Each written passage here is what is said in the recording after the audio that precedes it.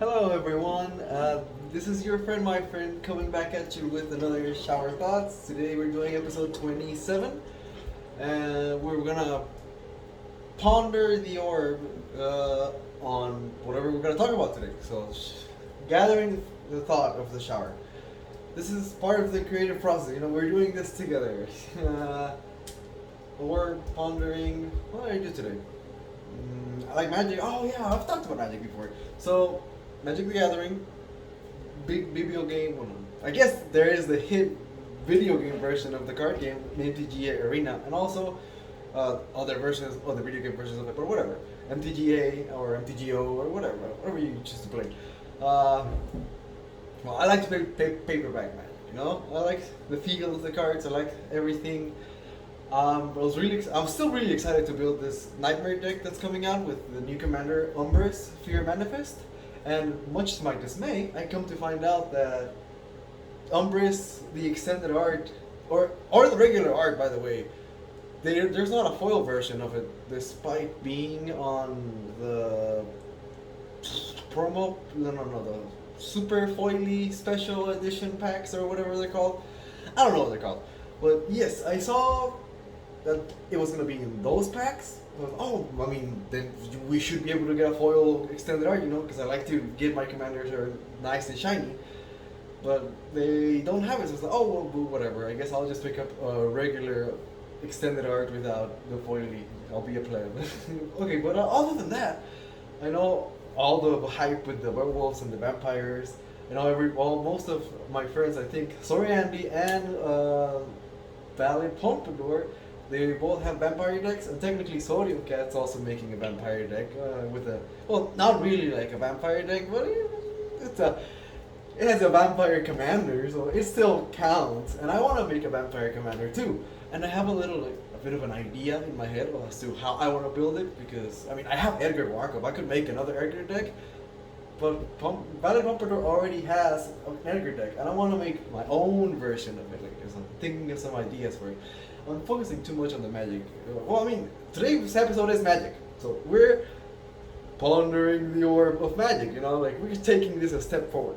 Uh, so I was actually very, very excited to build the Nightmare deck, because when I thought of it, I thought, oh, I can see how this would work, how the deck would play out when it first got spoiled. So I started picking up some of the singles, and when I was building the deck and I was like going through it, I thought, oh, my friend Iron Cat Jr. would really enjoy this deck. And he's kind of low-key been wanting to get into Magic, and I really like it. People into Magic because Magic is really fun. So I was thinking, oh, this deck that I'm building right now would be perfect for this friend. So like, you can pilot it so you can get into the game. That's my thought process in building this deck, and I'm really excited for it. Yeah, playing Magic. The more friends you have to play Magic, is the more fun you're gonna have playing Magic. That's my interpretation of it. But also, I like to roleplay a little bit when I'm playing Magic, because like the part of the selling point of Magic is that it's still like a role-playing trading card game.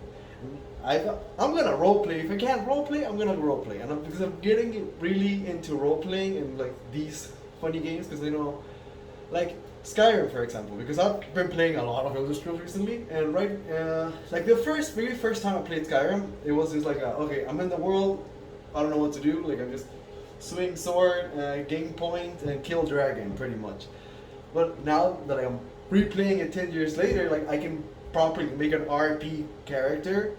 Like I'm still ultimately doing the same, but like the narrative that's going in my own head, like I can make it fit with some of the pre-established lore much better than I could just like, oh, I was a random goon in the middle of the street when I just so happened to be next to Ulfric Stormcloak when he got captured. You can make it fit a lot better when you have a bigger understanding of the narrative, like, because yes, it works really well when you're just like picking it up for the first time. It's like, oh, hey, you're finally awake and all that stuff. But when you can rationalize you being there in the first place, I feel like it has another, like, a crunchier layer of like character development that your character has, because you're not starting as a blank slate, so you already know you could know And your character can still grow as you're playing the game, but like you have like an idea of what your character would realistically do given their background that you were giving them. It's kind of like making a D&D character. You know, you think of the whole backstory before you make the D&D character, and that's originally how they intended Elder Scrolls to be. Like Arena and Daggerfall are essentially just like D&D simulators, or that's what they base it on.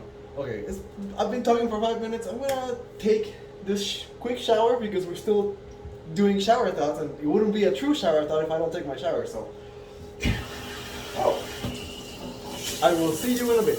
Don't go anywhere. Okay, and shower done. All right, so pondered the orb. I was thinking. Oh yes, so.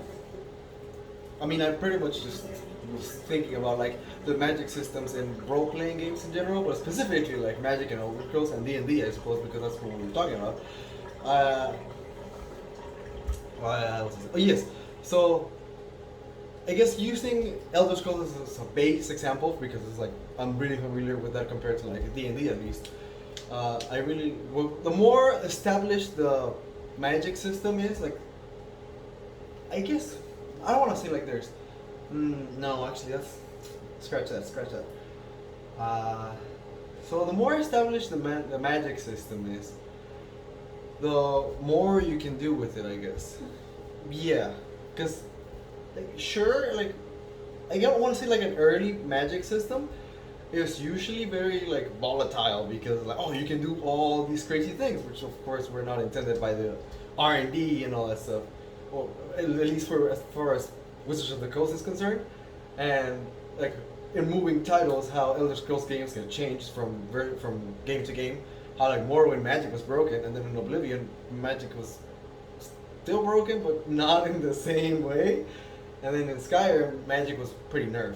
Well, like establishing like a certain criteria of like spells and schools of magic is a healthy thing when you're trying to do world building, but it also kind of sets certain restrictions to like what you can do with that magic. Whereas like I'm gonna use Magic the Gathering for this example, where like Wizards of the Coast first started, it was just actually when Richard Garfield started in his garage and he just had like alpha set up.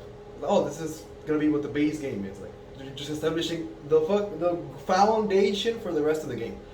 And that's why we have all of, like the Power 9 essentially, because the game was not balanced. So it was like, oh yeah, we can just make like free mana, free draws, free count, free mana, free turns. You know, that's why those cards are so busted, because they didn't know how the game was going to evolve. So that ties in really well with like the in-game lore of how like pre-minting planeswalkers were like gods because.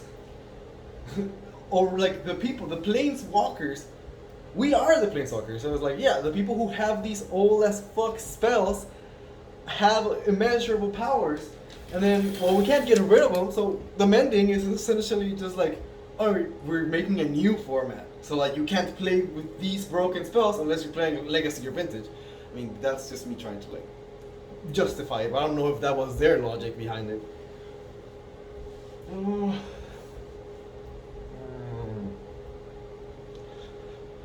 Yes, but like in Elder Scrolls, for example, like you can only do so many things in Magic, and like there's already established schools of Magic, like alteration, destruction, restoration.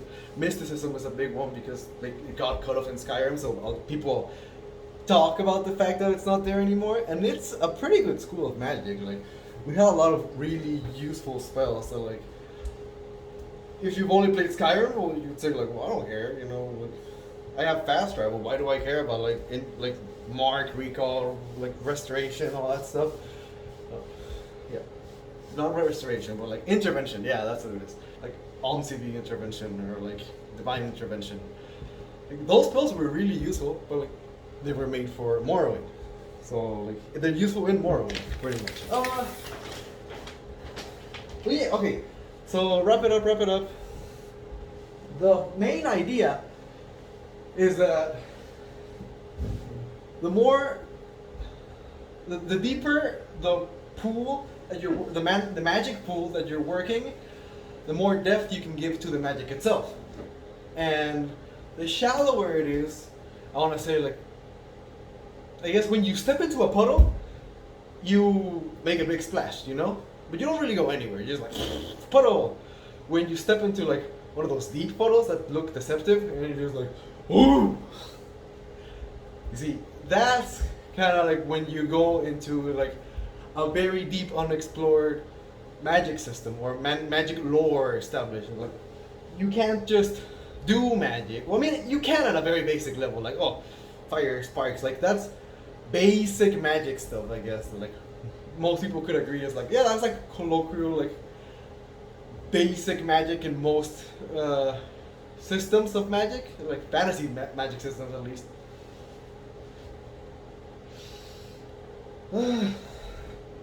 And I was bringing all of this up just to give context to the nightmare deck that I'm building for my friend. So my friend Iron Cat Jr., the nightmare deck, while I was making it, I was talking with him about like my creative process behind building the commander deck. Because I already had a blue-black shell from an experiment on a fairy deck with Una, Queen of the Fae. I played it like twice and it was alright, but it didn't feel right and I knew it needed work, so I never kept playing it. So I never kept developing the deck. And it just kind of stagnated. And because it was originally supposed to be a fairy deck, and I essentially used the skeleton of the deck to create the nightmare deck, I sold it to my friend as like I'm role playing as the planeswalker and like doing an old timey like witch's brew spell. Like I'm grabbing the literal skeleton of a dead fairy to create this nightmare magic spell, you know. And he really liked that aspect of it. And I feel like these games, while they're fun by themselves, just in the game aspect of it, like yeah, the interactions the cards have are really fun. I think there's a lot of missed potential in the whole role-playing aspect of this game. And I feel like more people should look into that. Because it really adds another whole layer of enjoyment when you're playing the game. Which I was not privy to until relatively recently. So that's the thought. Just role-playing and magic. The magic orb that we pondered. Like this magic system, the fantasy magic system orb of what we pondered. Yes. So I hope you liked the video. I thought it was interesting to talk about. It's getting really dark. We've been here for a little while. Well, at least I have, because we did the whole time stop thing, and on your end at least. I usually have the other light turned on, and my apologies for it being dark. Still play testing with how Shower Thoughts is developing. But anyway, this has been Shower Thoughts 27. Thank you for watching, and if you haven't showered, go ahead and take a shower.